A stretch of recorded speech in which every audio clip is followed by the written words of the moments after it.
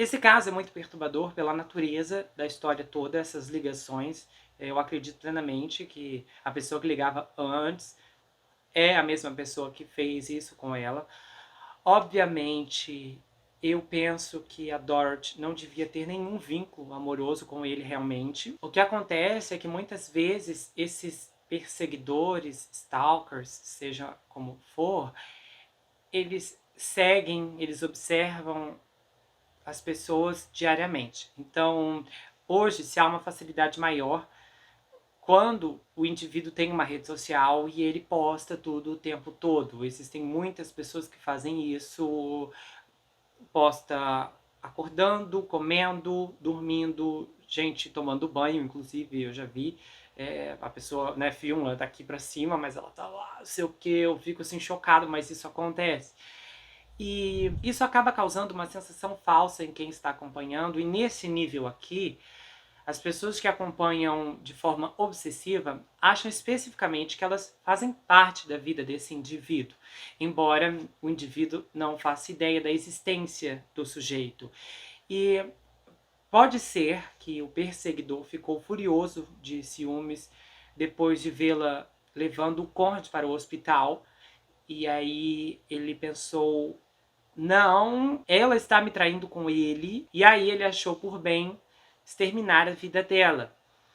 E os telefonemas para a família sugerem que de alguma forma ele queria prolongar a conexão com a Dorothy. De certa forma, ele pode ter fantasiado, por mais sádico que seja, de que ele era o viúvo enlutado e ele precisava manter essa conexão com os pais enlutados. A compreensão de mundo dessas pessoas é muito diferente do que estamos acostumados a ver e acreditar.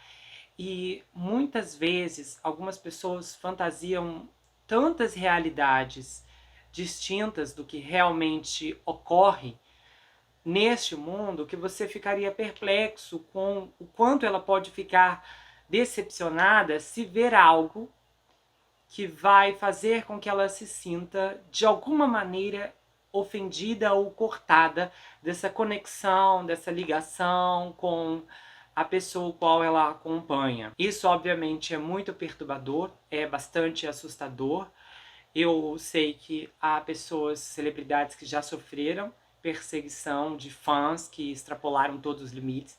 E nós temos alguns casos extremos aqui no Brasil. E obviamente tudo isso nasce de uma inadequação surpreendente, o que é assustador pelo fato de que você não consegue ver esse desconhecido, mas ele te vê de alguma maneira. Então, por isso, todo cuidado é pouco. Infelizmente, por mais que a Dorothy tenha feito o possível, talvez se ela tivesse ido à polícia, ela teria salvado a sua vida, mas ela não imaginou que aquilo chegaria a tanto, o que é triste, principalmente para o Sean, para o irmão, que está muito abalado. Até hoje, no depoimento, ele disse isso para o filho, e infelizmente é triste como coisas assim acontecem e os mistérios não são revelados. Agora, uma coisa interessante também é o fato de que o ligador, o perseguidor, não queria de forma alguma falar com o pai da Dorothy. Pode ser que de alguma maneira ele pensasse que o pai poderia reconhecer sua voz, o que sugere que eles se conheciam ou que ele estava no mesmo círculo da Dorothy.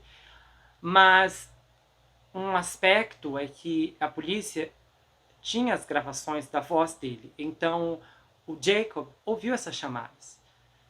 E mesmo assim ele não reconheceu. Seja como for, o responsável conseguiu disfarçar a voz de uma forma bastante significativa, porque nem a Dorothy, nem a Vera e nem o Jacob conseguiram associar a identidade da pessoa. E esse é um tipo de caso tão horrível porque não apenas o bastante tirar a vida de uma mulher indefesa, inocente, de uma mãe com um bebê pequeno, que ele ainda acabou ampliando o leque de sofrimento para a família. Isso é muito deprimente. E esses casos de perseguição estão aumentando em todo o mundo. As pessoas têm ficado cada vez mais atraídas pelo outro ou por uma personalidade em particular, o que realmente tem remontado a um perigo tão extremo que infelizmente a lei acaba não tendo muitos mecanismos para agir, porque muitas vezes o indivíduo pode perseguir sem ultrapassar a lei.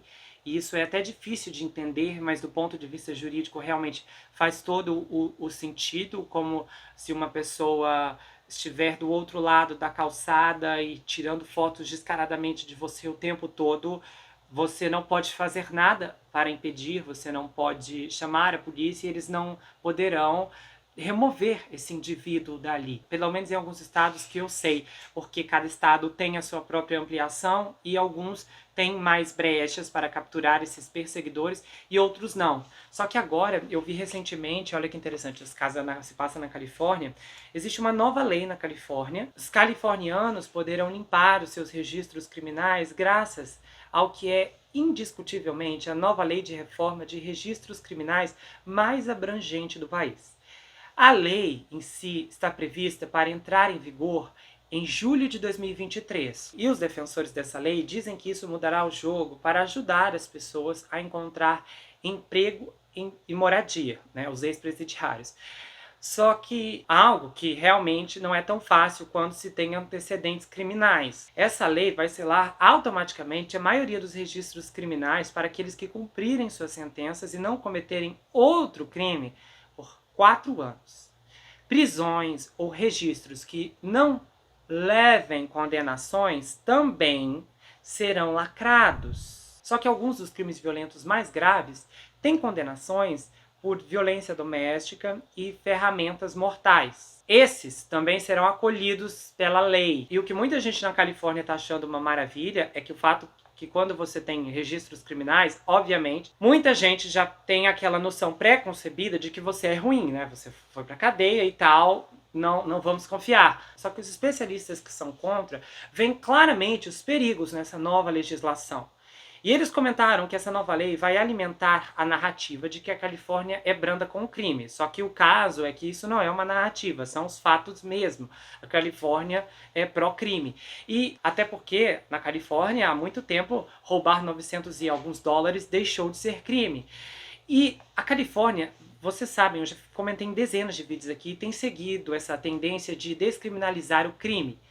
E o pior é que em todas as vezes que isso acontece, as vítimas são esquecidas. Quando eu fui entender um pouco desse debate, ouvir as pessoas que apoiam, a maioria californiana apoia em peso isso, e uma outra parte é contra, um californiano disse: eu sei que isso vai soar terrível, mas traficar menores não é necessariamente um crime violento. Ou seja, dizendo que ele também achava que quem trafica menores precisa sair do artigo de crime violento. Ou seja, então isso é o quê? É uma contravenção para vocês verem o nível de quem apoia isso. O grande problema aqui é que quanto tempo até que eles vão ampliar essa lei e resolver que um serial killer também pode ter sua história apagada? Porque obviamente pode ter certeza que todo mundo que tem passagem na cadeia merecidamente já está adorando essa reforma. O que obviamente está deixando que a Califórnia se torne um asilo para lunáticos, literalmente.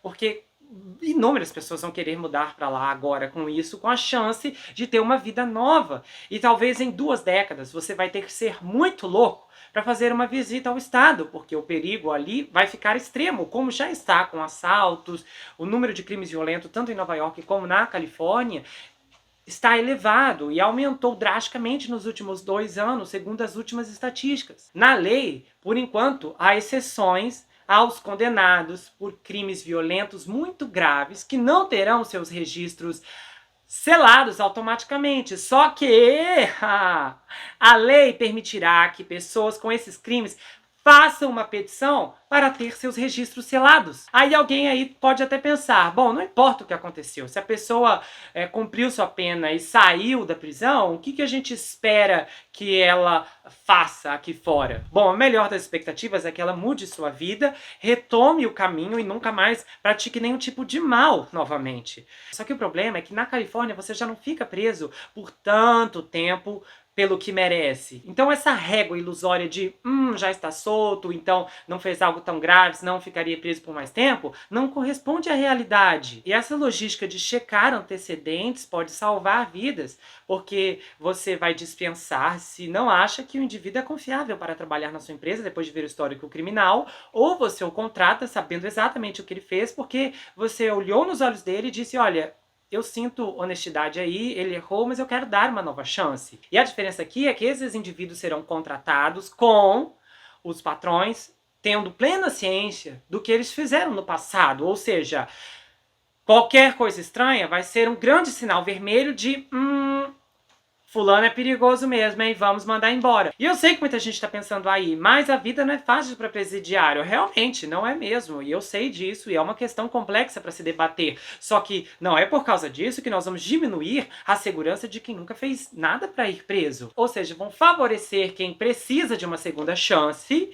enquanto quem nem jogou fora a primeira vai correr um risco de não ter mais nenhuma depois. E o grande ponto é que no conceito de que uma vez que uma sentença foi cumprida, esse indivíduo deve ter a chance de voltar à sociedade, também nem reflete a realidade das sentenças brasileiras. E nós temos lugar de fala para super discutir e debater esse assunto. Aliás, para sentar e chorar baldes de lágrimas. Pessoas que eu prefiro nem citar o nome cometeram crimes bárbaros e foram liberadas da cadeia esses dias, o ano passado, e você olha e fala, 10 anos é tempo suficiente para o indivíduo refletir sobre a monstruosidade que ele fez? E se você descobrisse hoje que o seu vizinho violou 3 mulheres, 2 menores e também um bebê? E depois ele ceifou mais 4 pessoas e passou só 15 anos na cadeia. O quão disposto você está para dar uma chance a ele? Você deixaria seus filhos brincarem na rua? Você o convidaria para jantar? Você daria uma carona para ele na volta do supermercado quando você vê que ele está voltando a pé com as compras na mão? Você o colocaria dentro do seu carro? Porque quando sabemos o passado das pessoas, nossas decisões em relação a elas podem mudar e muito. Seja por preconceito ou precaução, não deixa de ser direito das pessoas de saber o que aconteceu. Eu não acho que o ex-presidiário deva ser tratado com preconceito, eu não acredito nisso, mas eu acredito na precaução e na cautela. Eu acredito também em ressocialização, mas não para tudo nem para todos, embora alguns casos eu sei que há exceções. Mas o que está acontecendo aqui é uma generalização do crime. E mais um pouco, ninguém será preso por cometer crimes previstos em lei. Os californianos, em maioria, infelizmente, estão falhando em se envolver significativamente com qualquer um dos fatos declarados, ou mesmo em compreender o conceito básico da reincidência e da realidade do que acontece no dia a dia quando certos criminosos são colocados de volta nas ruas.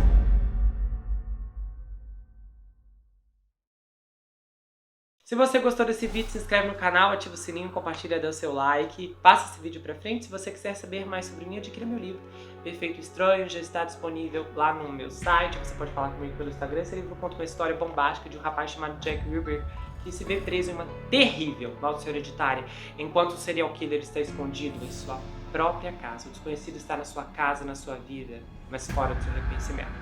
O livro vai autografado se você quiser, tem pôster exclusivo e também uma série de marcadores incríveis que, um ao lado do outro, formam um mapa da cidade de Manhattan. E, olha, o plot twist já começa aqui na capa, vê se você encontra. Tá vendo? Não é engano, tem mesmo aqui, é só na capa. Se você olhar, você encontra. Você pode me seguir pelo Instagram, Gustavo N. Psicanalista. Eu tenho um canal de corte, onde as análises são reportadas e postadas por lá. E eu também tenho um grupo no Telegram, onde eu envio áudios exclusivos, bastidores, muita coisa bombástica que você só vai ouvir por lá, ok? A gente se vê no próximo caso. Não se esqueça que aqui você sempre vai ter um amigo. Até mais, pessoal!